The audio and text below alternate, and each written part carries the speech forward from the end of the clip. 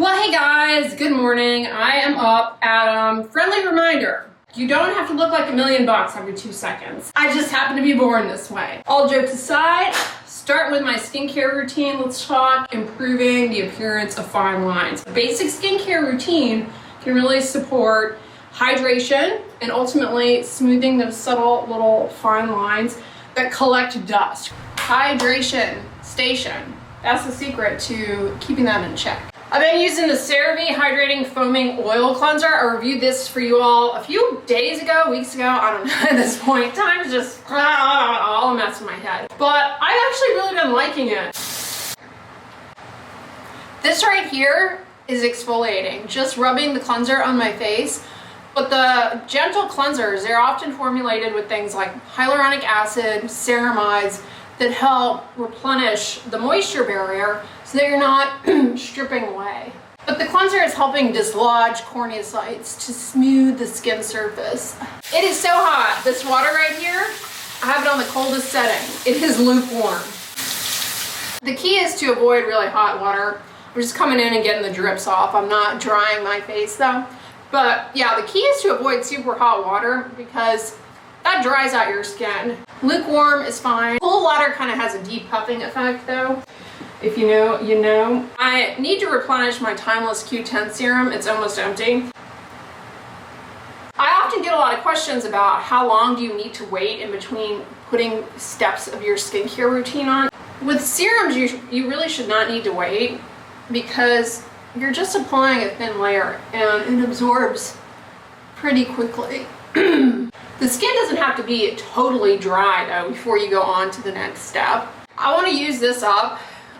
It's not my favorite product from them. It's fine, it works well, but in my opinion it's not much different from CeraVe PM. Only difference is it's a little more lightweight. It's almost like a hydrating serum, but since we are talking about hydration and smoothing out fine lines, the hyaluronic acid in this helps to hydrate up the stratum corneum and that smooths everything out. Just those 3 pumps and it's absorbed. I'm coming in with the most important part, my sunscreen, which actually duals as a niacinamide as well, although this particular product has niacinamide. So you can imagine that what I'm about to do, the niacinamide stacking can lead to irritation, especially for those of you who are sensitive. Some people find that niacinamide is irritating, and I think when you have it in multiple products, you can run into irritation more readily. It doesn't bother me though, and y'all know I love niacinamide, and it is good for so many things, provided you tolerate it, including improving wrinkles and fine lines, because it helps to quench those free radicals that weaken your skin barrier and lead to a cascade of damage. And the tint from this sunscreen is also potentially going to help me with visible light, which for medium to deep skin tones can lead to hyperpigmentation. Visible light comes from the sun. It's the blue light. The iron oxides may protect from that. And that's really helpful for those of you who deal with not only hyperpigmentation, but melasma as well. Niacinamide works to reduce the transfer of pigment packets from the melanocytes to neighboring keratinocytes. It's also helpful for melasma for that reason. I got a new type of coffee here, Cafe Altura. I got this from iHerb because Raven's Brew is no longer on iHerb. Hopefully they get it back at some point. This whole bag didn't actually fit in the canister. I've had it open for about a week now, and I've been using what was left in the bottom of the bag, and I just finished it and have the rest here. But I love this canister because it keeps the beans fresher. But seeing as it's a French roast, is that the best roast for French press? I don't know. To me, all coffee tastes good in the French press. The key I have found in my life as a lover of coffee is to not rely on coffee to wake you up. So I don't actually drink my coffee like right when I wake up. I get up, I drink water, and I do some stuff, and I allow my body to wake up naturally. And so that I feel awake and, you know, ready to start my day. And I'm not even like feeling like I need coffee to be awake. I'm awake. So when it comes time for me to have my coffee, it's more about enjoying the taste. And I think hydrating before drinking your coffee, I think it really makes a difference in the enjoyment level of the coffee and the experience. But I will say, even though I'm alert, oriented, able to focus and get stuff done without coffee first thing in the morning, I really do not people well without the talking liquid. I speak much better after a cup of coffee. I let it incubate for 6 minutes. People online will get worried about drinking coffee, that it's bad for your skin, that it ages you, that it dehydrates you, and all of that is a myth. Yes, there is caffeine in coffee and it does have a mild diuretic effect, but look at all the water I just added in there. It balances out. My kidneys are functioning properly. I mean, it's fine. The diuresis that you get from a cup of coffee is not going to dehydrate you. And all of the, now where you can get into trouble and it will indirectly impact your skin with coffee is like if you are drinking it too late in the day, it's disrupting your sleep, or you're drinking too much of it, it's making you jittery, it's stressing you out. Yeah, I mean, that's definitely going to have an impact on your skin, stress hormones. But for me, having my cup of coffee in the morning does not like put me in a stressed out state. It's quite the opposite. Speaking of water, as I'm unloading my dishwasher here, I have been loving this little Kate Spade pitcher that I got in my FabFitFun box, which I customized and should be coming. Maybe this weekend we'll get it. Let me move this out of the way. This, by the way, is these bags that you can buy on iHerb, Peak Fresh. Highly recommend them. They're great for produce. Like when you bring your produce home from the grocery store or farmer's market or whatever, you wash it, dry it off, and you can store it in these bags and it keeps them fresh, keeps the produce fresher longer. I don't know, something about the material. And then you can rinse them out, wash them out, let them dry and reuse them. These, aren't these cute? I'm like a child. These are little, I use these for snacks on the go.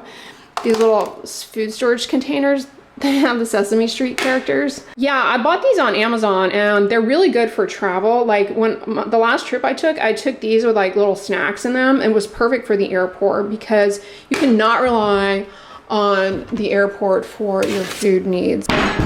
And with flights always being delayed, you never know if you're gonna be able to get food. These also came in a FabFitFun box and I eat off of them every night along with this. I'm not sponsored by FabFitFun, but I'm just pointing this out because I'm reflecting on the fact that I use so much of the stuff that I get in that box. These mugs, actually, speaking of snacks, I actually eat snacks out of these. I don't really drink much out of these, but I use them as like little snack bowls. Aren't they pretty? But yeah, this little Kate Spade set came with 2 glasses. This is getting a little chaotic over here, but I mentioned this before. I like keeping these things out because I remember I have them and I use them more regularly that way, as opposed to if I put them in the cupboard, then I forget about them. Well, hey guys, I'm here at Costco over by the book section. Looks like they got in this book, Summer Sisters. I read this a long time ago and it was really good, if I remember correctly. I think I really liked this. I don't remember what it was about though. It's not sad. I have a hard time sometimes remembering what all the books I've read are about. Like, only the good ones stick. One True Loves. I wonder if this is any good.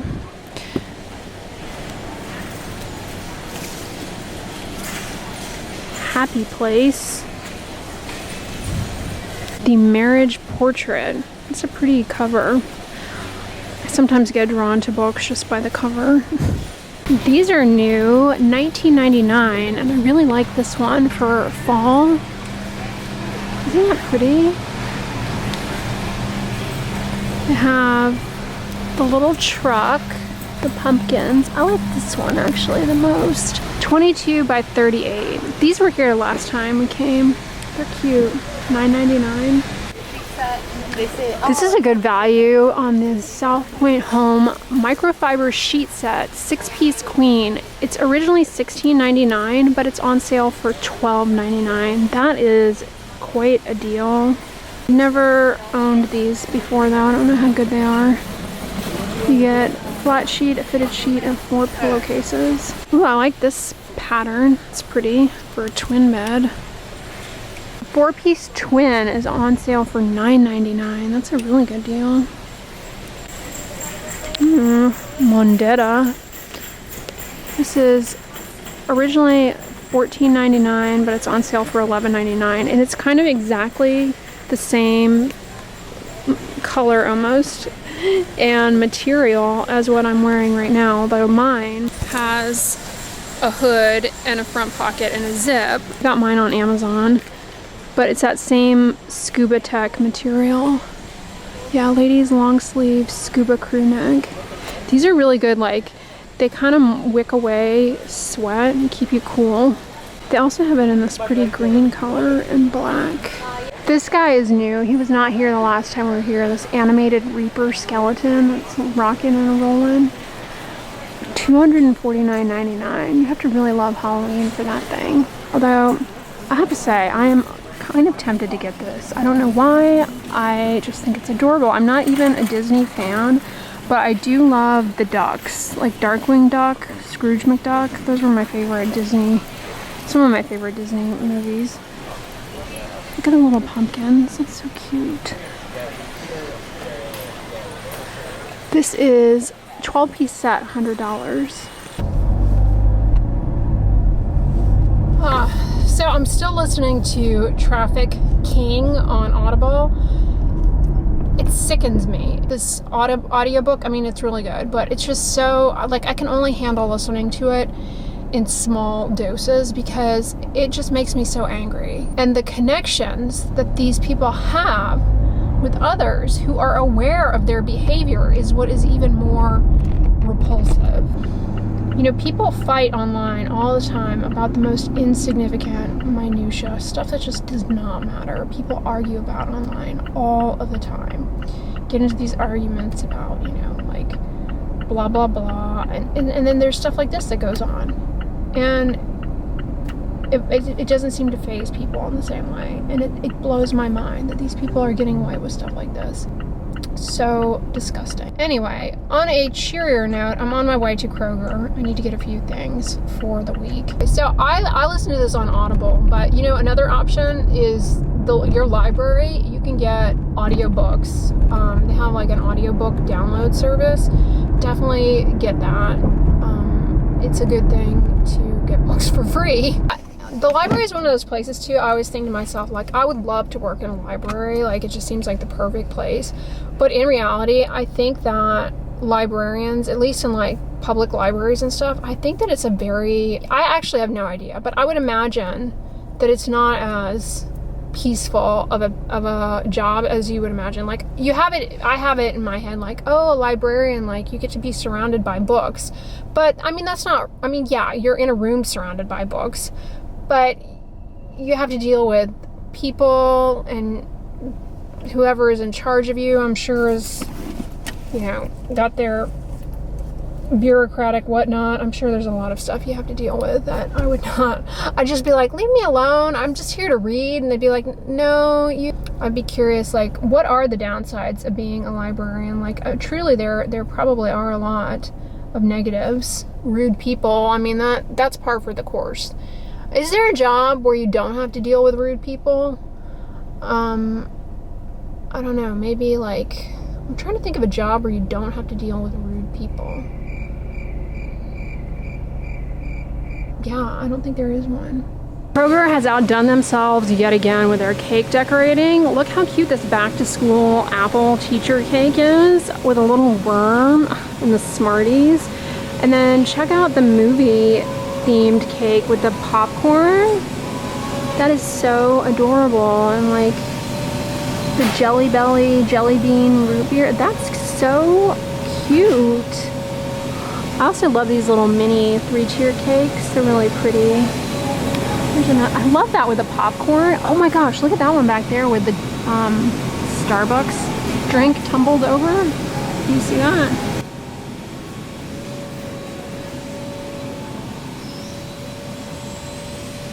They did a really good job. Then you can get cookies with Barbie decorations on them too. Look at the Barbie cookie cake.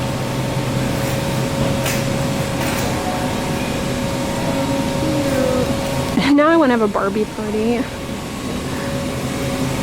There's some plain ones that you can get. The sunflowers, that's cute. Hey guys, I'm back. I just finished editing a video for you all, which probably should be up already at this point. Check it out. It's on the difference between skin brightening and skin lightening. I feel as though skin brightening is a term that is used a lot in marketing certain skincare products. And I find myself saying it a lot too when I'm like describing the experience that I had with a given skincare product in like a review.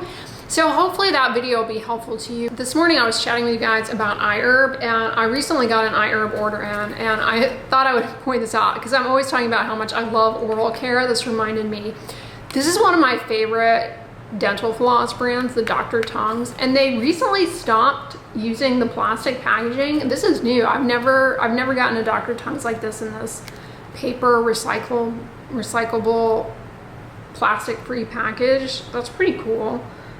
Yeah, this dental floss is really good. And these things, this is one thing I picked up at Kroger, these little in-betweens. The brand that makes these, I use these because like I have a food trap in the back, and like food gets stuck in my teeth all the time and it drives me up a wall. I need to like get it out, and these work really well for me in that particular space that I have back there.